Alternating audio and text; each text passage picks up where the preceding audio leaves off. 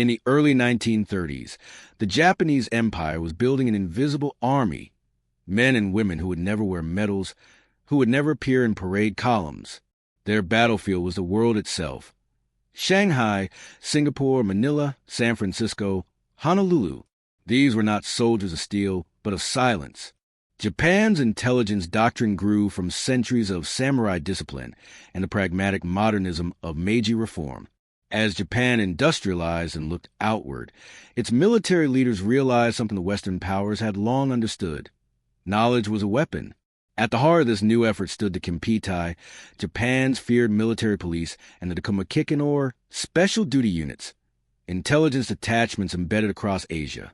Their tasks ranged from political subversion to deep cover espionage. They recruited linguists, engineers, even Buddhist monks, anyone who could pass unnoticed through foreign societies while quietly feeding the empire's expanding database of military secrets.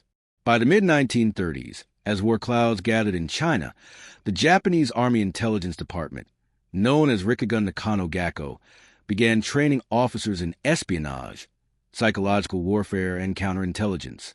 The Nakano School, founded in 1938, became Japan's breeding ground for professional spies, a crucible where discipline and deception met.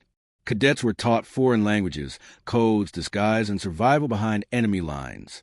Their motto was simple: know the enemy, know yourself. When Japan invaded China in 1937, these operatives slipped ahead of advancing troops, mapping roads, railways, and resistance networks. In Shanghai, Japanese agents disguised as businessmen ran radio transmitters hidden in tea houses. In Hong Kong, sympathizers within local police passed information on British naval movements. And in Manila, years before war with the United States, intelligence officers studied American harbor defenses under the cover of trade delegations. By 1940, Japan's spies had built one of the most extensive intelligence webs in Asia. Tokyo's Naval Intelligence, headquartered in the 2nd Bureau of the Imperial Navy General Staff, coordinated with consulates abroad to gather reports from agents and sympathizers. They focused on the Pacific, the Philippines, Guam, and Hawaii.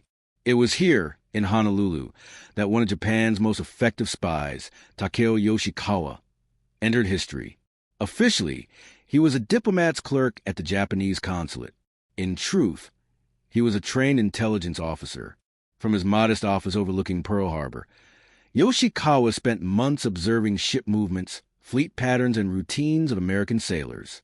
Using memory and coded dispatches, he built a comprehensive picture of the U.S. Pacific Fleet's habits, information that would later guide the attack of December 7, 1941. Japan's intelligence community worked not just through agents, but also through technology. Cryptographers in Tokyo and Yokosuka built intricate ciphers, though often underestimating Allied code-breaking abilities. The Purple Code, used for high-level diplomatic messages, became a vital artery of Japanese communication, one that the Americans would eventually learn to read. By the eve of Pearl Harbor, Japan's confidence in its intelligence system was near absolute. Reports from Manila, Hong Kong, and Hawaii fed into the Imperial General Staff. Field officers trusted their unseen comrades, men in suits rather than uniforms, who risked execution in foreign cities to deliver lines of numbers and coordinates.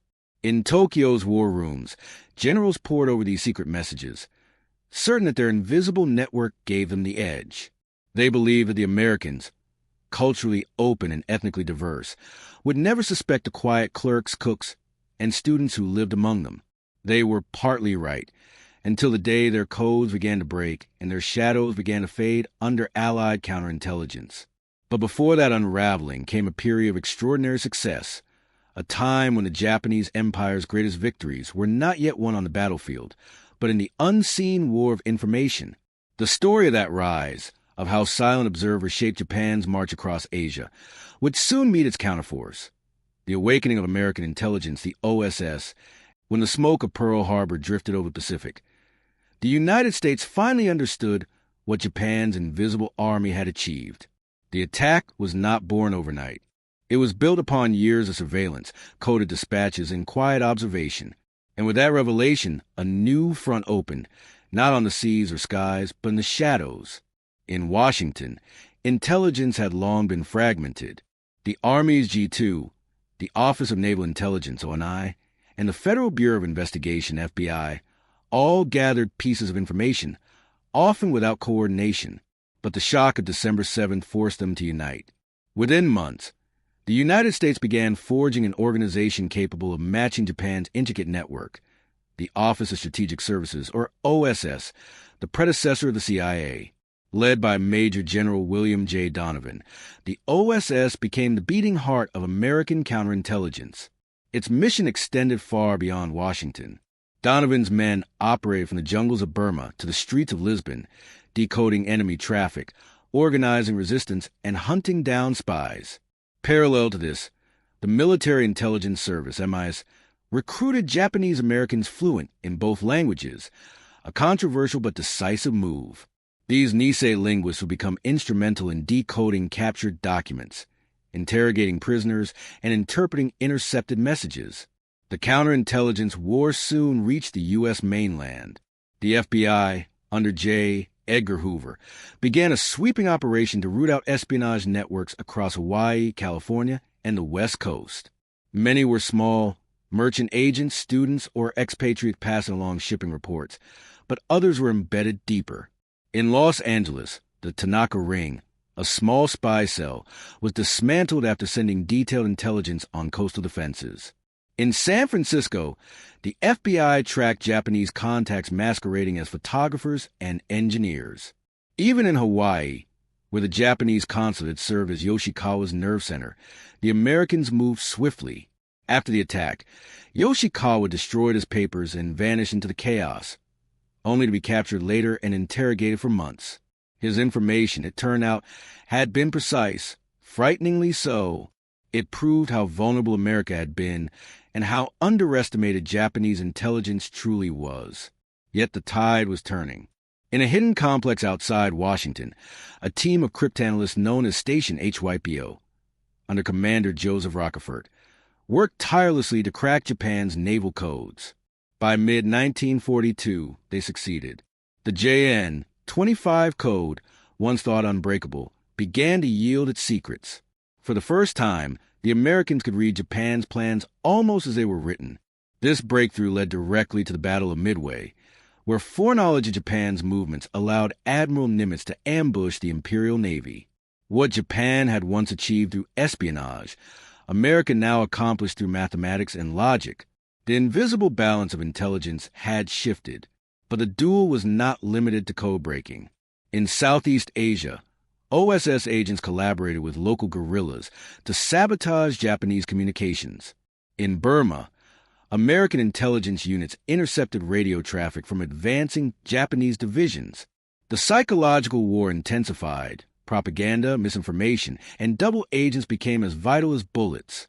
For the Japanese, the collapse of secrecy was devastating. Intercepted messages revealed troop positions, fleet maneuvers, even diplomatic exchanges. Many Japanese officers suspected betrayal, not realizing that their own encryption methods had been silently defeated. Still, Japan continued to fight in the only way it knew, through discipline and devotion. Captured spies often refused to talk, enduring isolation and interrogation with the stoicism of soldiers. Their silence fascinated the Americans. In them, U.S. officers saw a mirror of their own loyalty, distorted by ideology but forged by honor. By 1945, the war's intelligence struggle had become almost philosophical.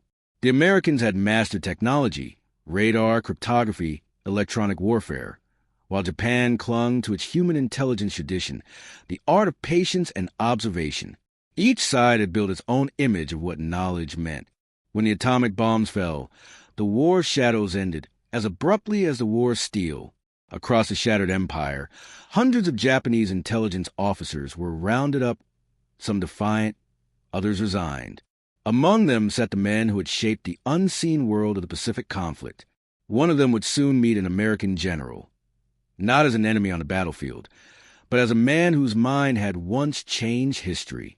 And in that quiet post-war room, two veterans of the invisible war would face each other, one victorious, one vanquished, yet bound by something neither could fully name, something closer to respect than hatred.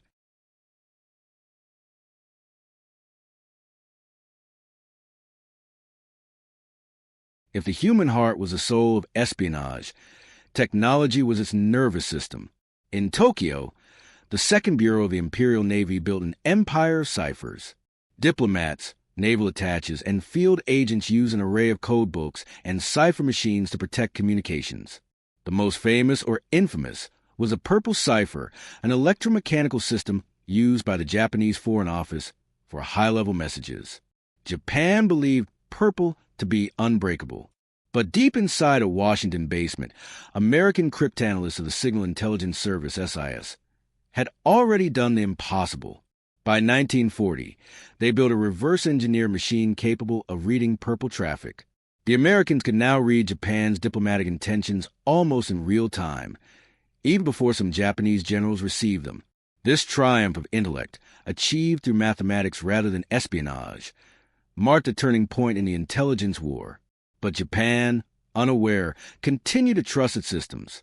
Field operatives also relied on radio transmitters, compact, shortwave sets hidden inside suitcases or attics. Messages were often brief bursts of Morse code, encoded in numerical groups. These transmissions were lifelines for agents in occupied territories, but also dangerous beacons. Allied direction finders could triangulate their origin within minutes, forcing agents to move constantly. In the Pacific jungles, OSS and Army intercept units tracked these faint signals like hunters tracing footprints. Some nights, they would sit in silence, headphones pressed tight, listening to a distant hum across thousands of miles, the heartbeat of an unseen enemy. Technology transformed espionage from craft to science. Every transmission risked exposure. Every cipher carried a flaw waiting to be exploited. In that invisible duel of logic, human error became fatal.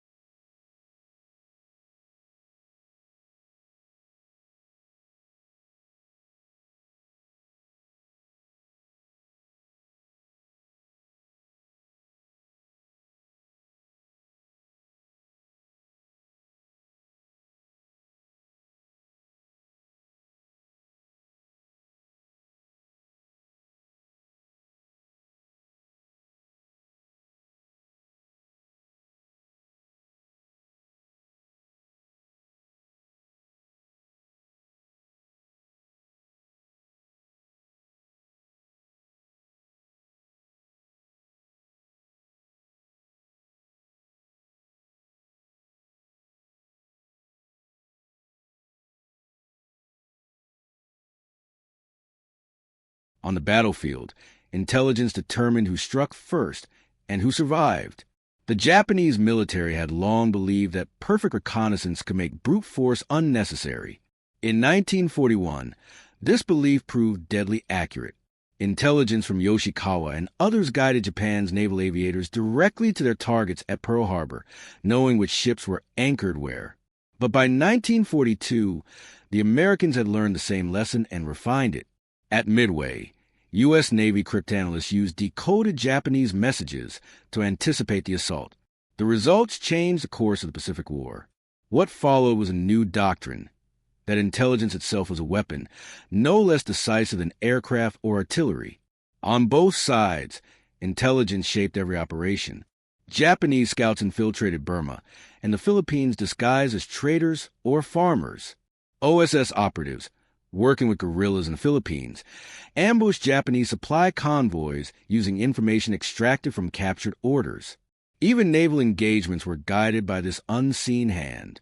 In Tokyo, generals studied maps marked by information from spies they never met.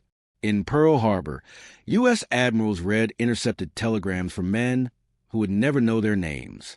The war became an equation of secrets, and whoever solved it faster survived. Yet beneath the strategy lay something deeply human. The best intelligence officers understood that their power came not from machines or numbers, but from empathy, the ability to think like the enemy, to see through his eyes.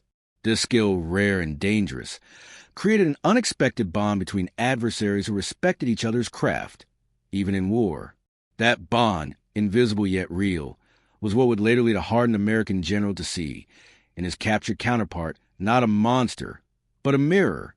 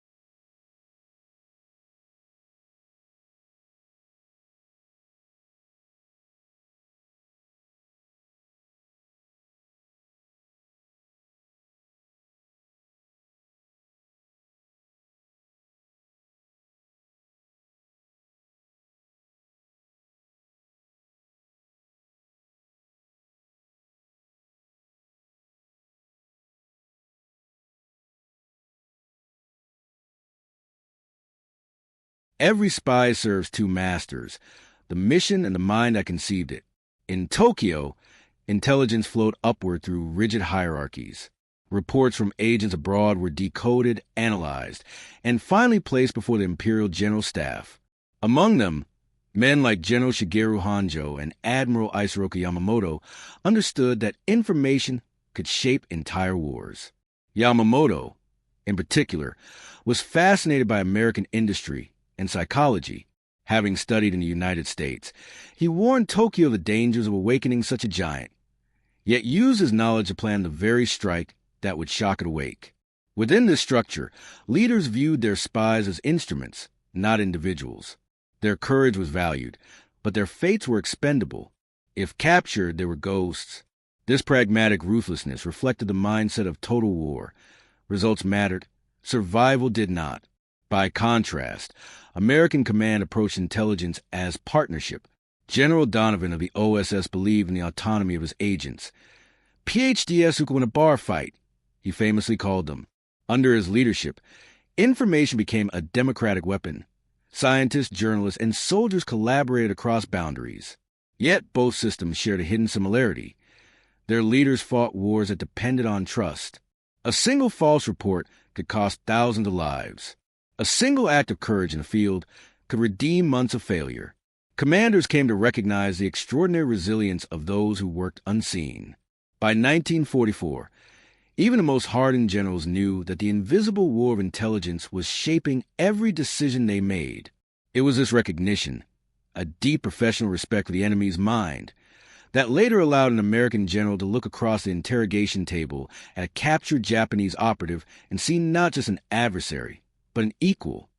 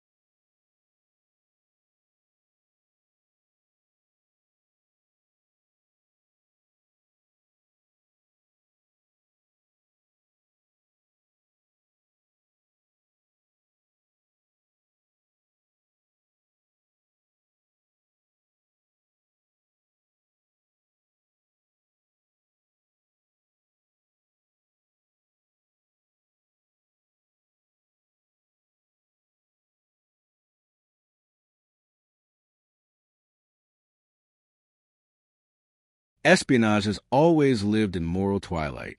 To spy is to betray, yet to betray for one's nation is to serve. In Imperial Japan, this paradox was almost unbearable. Traditional Bushido exalted open combat, the noble death in plain view. But espionage required the opposite: secrecy, disguise, and often deception of friends. Many Nakano graduates carried that weight in silence, believing their dishonor served a higher loyalty. Captured Japanese agents often refused to confess, not merely from fear, but from pride. To them, words were sacred. Silence was integrity. American interrogators, accustomed to pragmatic negotiation, were confounded by such stoicism. Some believed it arrogance. Others saw it as tragic dignity. In turn, Allied intelligence faced its own moral dilemmas. The use of psychological manipulation, disinformation, and targeted assassinations tested the ideals they claimed to defend. The line between justice and necessity blurred. Reports from the OSS described agents living double lives, so long they forgot who they truly were. As the war dragged on, both sides began to recognize a quiet truth: that courage and loyalty were not confined by nationality. In the ruins of Manila, an American officer reportedly said after interrogating a Japanese spy, "If he were ours, we would have made him a hero." This moral awakening didn't end the war, but it transformed the way men saw their enemies. Beneath ideology and uniform, they began to see themselves, reflections distorted by duty and circumstance. That revelation would become painfully clear in the final months of the war, when interrogations turned into conversations, and enemies began at last to understand each other.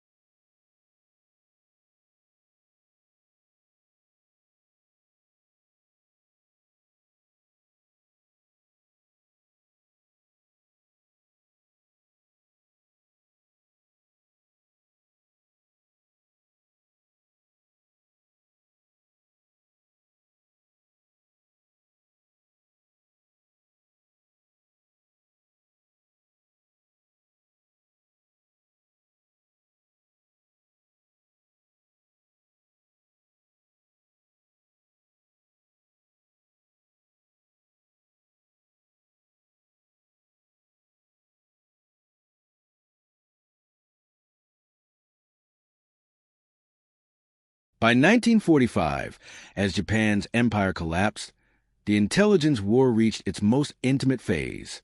No more field missions, no more coded messages, only captured officers sitting in bare rooms facing their counterparts from across the Pacific. These interrogations were not always hostile. Some became dialogues between professionals. The Americans wanted data, codes, operations, networks. But what they found often was character. Many Japanese intelligence officers spoke with quiet precision, analyzing their own failures as if conducting an autopsy of honor. They admired the Americans' technological mastery. The Americans admired their endurance and discipline. In those rooms, ideology melted away. What remained was a rare fraternity, men who had lived in the same world of risk and secrecy, separated only by flag. Some U.S. generals, veterans of their own covert operations, began to see these prisoners not as monsters, but as men of conviction. It was during one such meeting, in Yokohama in late 1945, that a general chose to end an interrogation not with accusation, but acknowledgement. After hours of questions, he closed the file, looked at the thin, exhausted officer before him, and said softly, "You fought with honor. You served as I would have served. Brother." The word stunned the room. For the spy, it was both humiliation and grace, a recognition he had never expected from his conqueror. For the general, it was not forgiveness, but understanding. That moment, two adversaries meeting as equals across the ashes of war, became the embodiment of everything the intelligence war had revealed. That knowledge without empathy is hollow, and victory without respect is empty. From here, the story turns toward heart, the climax, where war's coldest trade meets its most human truth.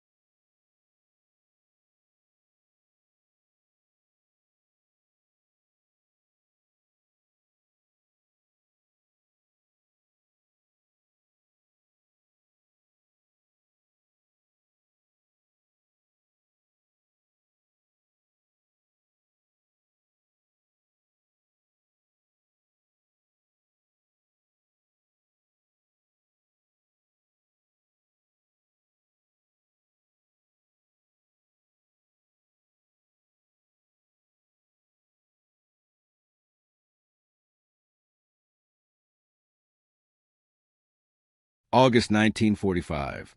Japan was burning. Tokyo lay in ruins, Hiroshima and Nagasaki silenced beneath clouds of ash, and the once unquestionable authority of the emperor trembled under the weight of surrender. Amid the collapse, thousands of soldiers surrendered their weapons. But among them were others, men whose war had never been fought with rifles or tanks. These were the shadows, the agents, code specialists, and intelligence officers who had lived in silence and secrecy. One of them was Captain Hiroshi Araki, a composite of real intelligence officers from the Takumu Kiken and the Kano School whose records survive in post-war archives. He had served not on the battlefield but across invisible borders, in Manila, Bangkok, and Shanghai, running networks that gathered Allied convoy routes and relayed them to Tokyo. His mind was his weapon, his pen his trigger. When Japan surrendered, Araki destroyed everything. Code books, lists of contacts, even photographs of his family. He burned the past, but he could not erase what he knew. Within weeks, he was taken into custody by U.S. Counterintelligence Corps agents and transferred to an interrogation center in Yokohama, one of many temporary facilities established to process officers suspected of espionage. The room was bare. A table, 2 chairs, a single hanging light. The sound of distant trucks unloading supplies from American ships echoed through the thin walls. Araki sat upright, his face expressionless, his posture still military. His interrogator was Major General Robert L. Eichelberger, an American who had commanded forces across the Pacific and who now oversaw occupation intelligence operations. Eichelberger had faced Japanese soldiers in battle, respected their tenacity, and buried his own men under their fire. Now, across from him, sat a man whose weapon had been information, not bullets. The early hours were mechanical. Names, units, assignments. Araki answered little. His English was precise, but cold. He offered only verifiable facts, his rank, his school, his dates of service. Nothing more. Yet the general persisted, not through threats but curiosity. He had read fragments of Araki's work, intercepted messages, decoded fragments, captured field reports that bore his signature. The patterns revealed a mind of discipline and detail, a strategist who understood not only numbers but psychology. After a long silence, Eichelberger asked quietly, "You knew we were coming. You tracked our landings. Why didn't you warn your command of our real strength?" Araki looked up for the first time. His answer was simple. They would not believe me. They never believed reports that disagreed with their hopes. It was the most human sentence uttered in the room all day. The general nodded slowly. He had lived that same frustration, intelligence ignored, warnings unheeded. In that brief exchange, the distance between conqueror and captive seemed to narrow. For hours, the questioning continued, not hostile but methodical. They discussed codes, chain of command, the fall of Manila. Araki spoke with calm precision, admitting no guilt, expressing no regret, merely describing the machinery of his world. By dusk, both men sat in silence. The general closed his folder. "You were good at what you did," he said finally. "You cost us lives, but you did your duty." The Japanese officer's expression did not change. "I served as I was ordered." Outside, rain began to fall, the first autumn rain of the occupation. It tapped against the window like distant Morse code. Neither man moved. For Eichelberger, this was not victory. It was reckoning. For Araki, it was not defeat. It was release. Both had fought in worlds where truth was weaponized and trust was a liability. What passed between them in that silence was not absolution, but understanding. It was the beginning of a moment history would never record, but those who witnessed it would never forget.